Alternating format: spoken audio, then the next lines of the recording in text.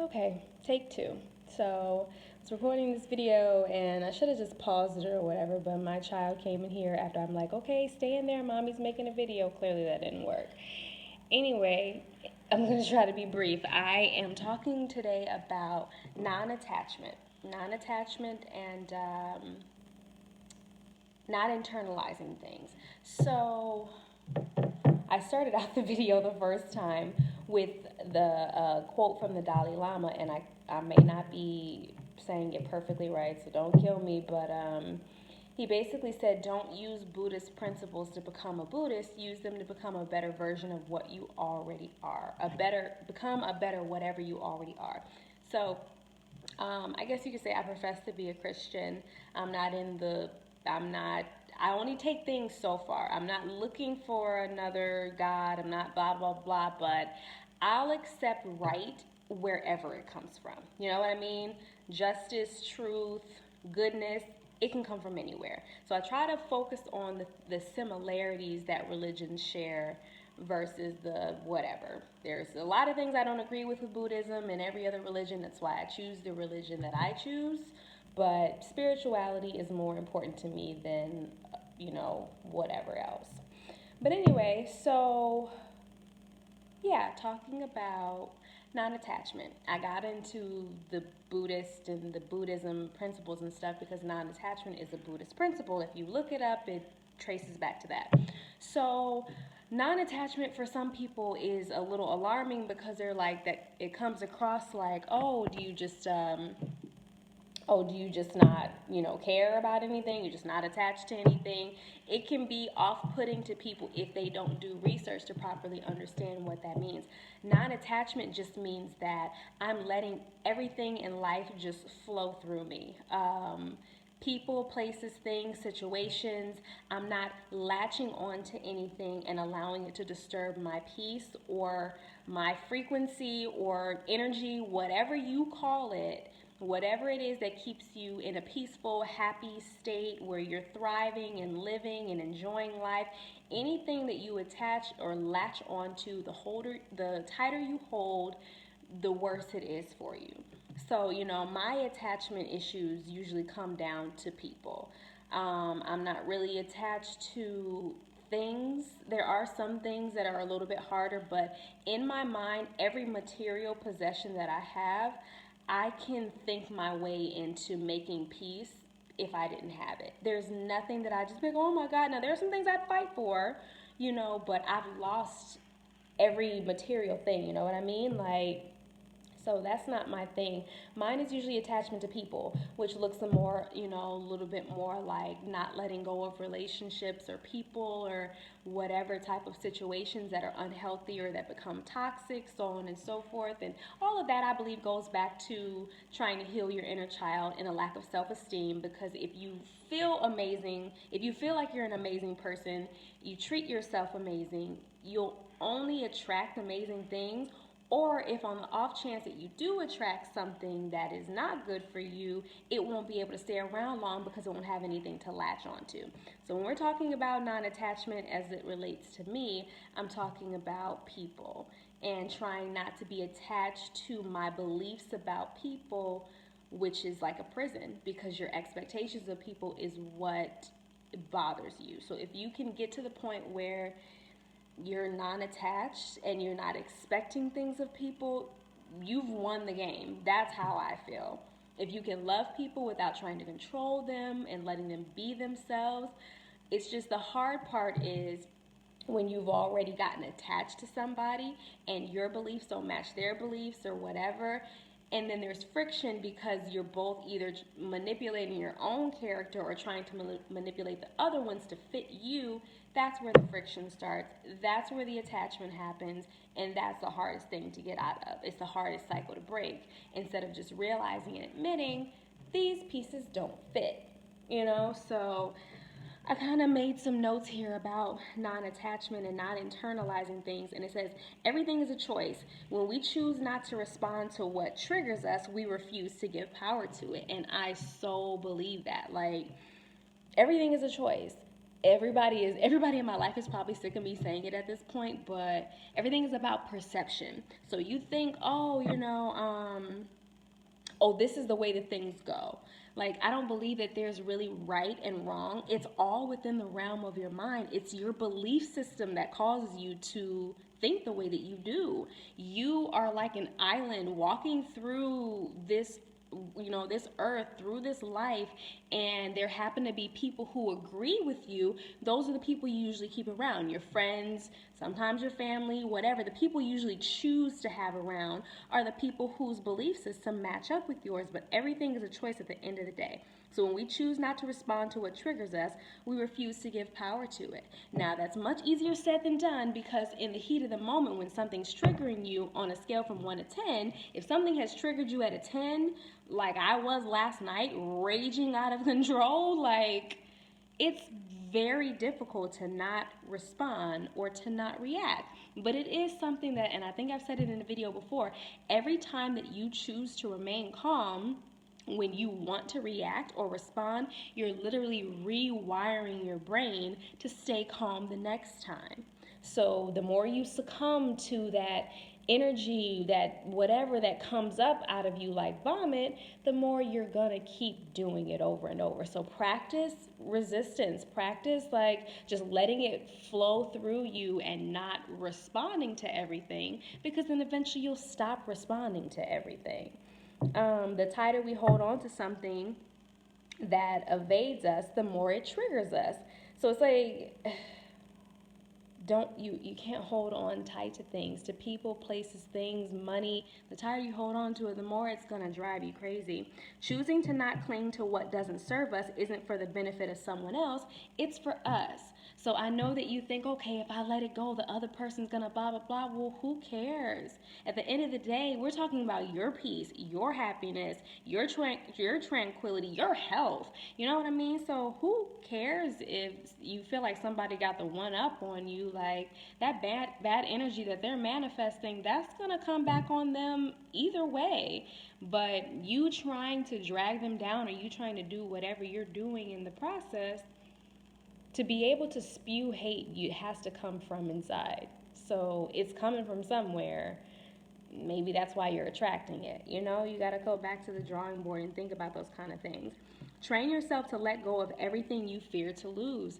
Now, like I said, these videos are probably difficult because some of this is, I don't think this is like adolescent or elementary types of beliefs. I think these take some conditioning and maturity and some deep breathing, some meditating, some spending time with yourself. So I think the further I go in my journey and the more I keep sharing these videos, some of them might be difficult to digest, because if you haven't done the base work, a lot of the ways that I view life and how I view people and situations is just very different than people I come across, because I've spent so much time, not to toot my own horn, but I've spent most of my time studying myself and other people and practicing, what I preach.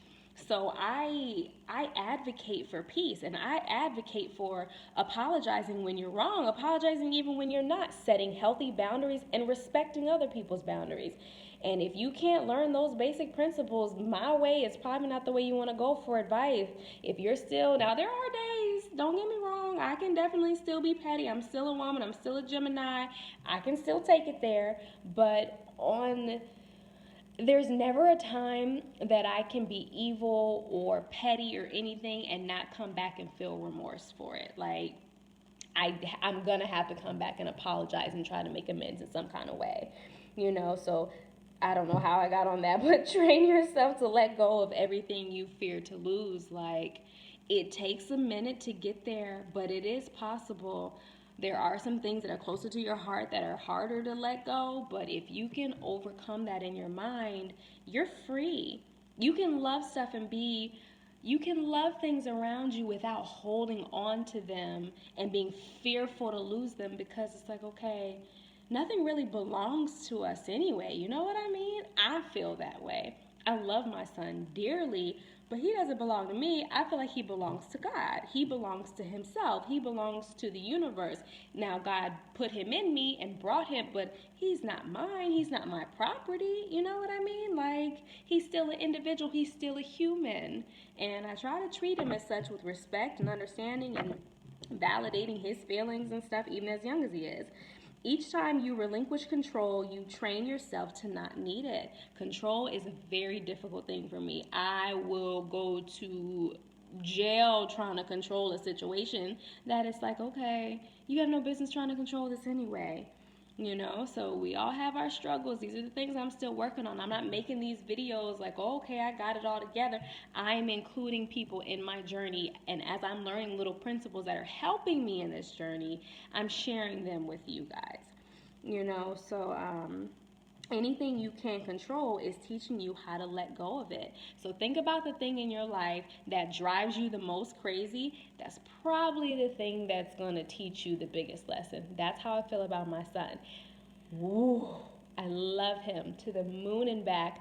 But when I tell you that I am learning maturity and patience and grace and understanding and how to figure out a way to resolve things outside the box, I have to learn all of that with him, because if not, I would lose my freaking mind. That's literally what it is. So anything you can't control is teaching you how to let go of it. So think about that one thing in your life that you can't control that's driving you crazy. It's probably trying to teach you how to let go of it. And it's going to keep coming up until you learn that lesson. Who are you beyond what you have? The things you have, your car, your house, your family, your friends, who are you beyond those things? I went to the Butterfly Wonderland today, and it was amazing, but in the back of my mind, I was like, I went with a friend, and I'm like, I could have enjoyed myself just as much if I had been by myself. And that's amazing for me, because it used to be that I just so needed people to be there, and I'm like, I'm glad you came. I enjoyed your presence. However, I definitely could have been by myself and been just as good, if not a little bit better. Who are you beyond what you have? Who are you beyond your relationships? Who are you beyond your job, your career, your most prized possession? Love and attachment are two different things. Attachment is self-seeking, the need to feel completed by other people and things. Love is saying, I am complete and I would like to share my overflow with you. I saw somebody post the other day and say that saving a little bit of you for you is self-care. It's self-maintenance. It's not selfish. It's self-love. You know what I mean? So it's like, if you feel depleted, if you feel burnt out, if you feel worn out, I know it seems, because I'm talking to myself, I know it seems like that's what love is, to be like, okay, well, let me give you my last, because that's going to show you that. But then it's like, okay, what I find when I do that, when I start making choices that I don't want to make, because I think it's going to make the other person happy, I end up resenting that person if either they don't appreciate it the way that I thought they would have, or if they're not willing to do the same thing for me. So that's why you have to do the decisions, make the decisions that are best for you. And like I said, that's difficult for me, because I do believe that part of love is sacrifice. And it's not always going to be about you and just what you want. But if you know that you're coming to the end of your rope and you feel disconnected with yourself and you feel like you have not to, you can't do anything for anybody else. You have to get yourself together first. And that's something I have to rehearse in my head all the time. Like, Jasmine, what you going to do for somebody else if you haven't, whatever. Feelings like anger and sadness exist only to alert you to the fact that you're believing your own stories. So when these feelings and stuff manifest themselves, I think my last video was about overwhelming emotions. When these feelings manifest themselves, they're letting you know, they're little indicators to let you know that something is not right. Something is hurting, something is lacking, something is not in unison in your body, between your mind, body, spirit, soul, whatever. Something is off. And those feelings come up to let you know, hey, I need something, something's not running right. So it's like I said, essentially I'm saying if you can practice that non-attachment and not, even your feelings, don't attach yourself to your feelings. They're so temporary. They come and they go so quickly. So if you attach yourself to them, they're just they're going to remain. My goal is to just let life flow through me. And like I said, sometimes it's easier said than done, but that's why I do things like what I did today, going to the Butterfly Wonderland. It was very healing for me, very self care Sunday. It was something I love to do. I love to be in nature. I love to be around things with wings. My friend said I was probably supposed to be a fairy. You have to do something that makes you feel better, that makes you get back in touch with and you should be the only thing that you're attached to, I guess. But anything else, like your family, friends, jobs, and stuff like that, you can love these people, you can honor them, you can respect them, validate and value them, but you can be like non attached to them. And like I said, that's essentially all I wanted to say. I hope that makes sense. If it sounds like something that's interesting to you, you probably should just do some more research. I did a ton of research on it. But it's more just something that comes with time. You spend enough time with yourself, you value yourself enough, you learn, okay, that attachment, the attachment to your beliefs, the attachment to your feelings, the attachment to your need to control things around you, if you really open your mind, that's what most of your stress comes from. If you let things go and stop, okay, well, that person was wrong. Yeah, they probably were. But now what? Like, are you going to sit and drive yourself crazy? You being angry and sad and all worked up over somebody who's just that's that's an internal thing. So I always tell people, do not get in between the crossfire of somebody's war within themselves. That is their war with themselves. Don't internalize things. If somebody, if I've done something wrong, I will apologize. I will try to make amends. Beyond that, I don't owe you anything else. I'm not going to deal with abuse, with being attacked, with being ridiculed or downplayed. As an adult, I make mistakes. I apologize. How can I make amends? I'll give you space. What do you need?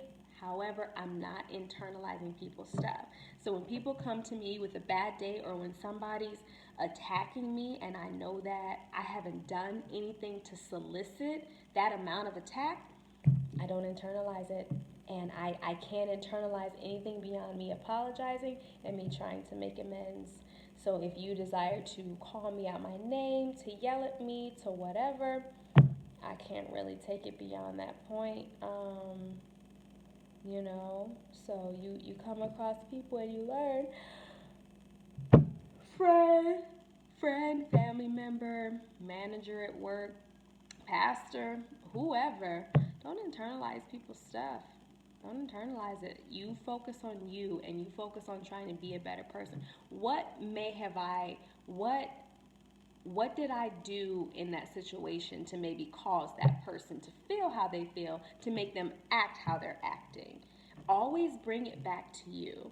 And then if you really believe that you did nothing wrong, like I said, it's still about beliefs. They may feel like you did. So stay open minded, listen to what other people have to say. You don't have to agree, but at least you can understand where that person may have been coming from. It's all about your belief system, it is all about perception. I say it all day long when somebody's like, da da da da, and this, and this. It's about perception, boo. It's all about perception. Don't internalize somebody else's belief system. Well, how could they think it was okay? Because that's what they believe is okay. You don't believe that it's okay, but they did. These are beliefs that they have probably had their entire life, that their parents taught them, that they would swear up and down are the right way. But there's really no right and wrong. There's only your version of right and wrong and my version of right and wrong. And I pray that you come across people whose right and wrong lines up with yours. That would make your home as peaceful as possible. But when you link up with people or attach yourself to people who have different right and wrong principles than what you do, you're kind of asking for some friction, period. So yeah, don't attach yourself to things. Don't internalize things. That's the best way to go. Let people be them as best you can because you'd like for people to let you be you. That's it.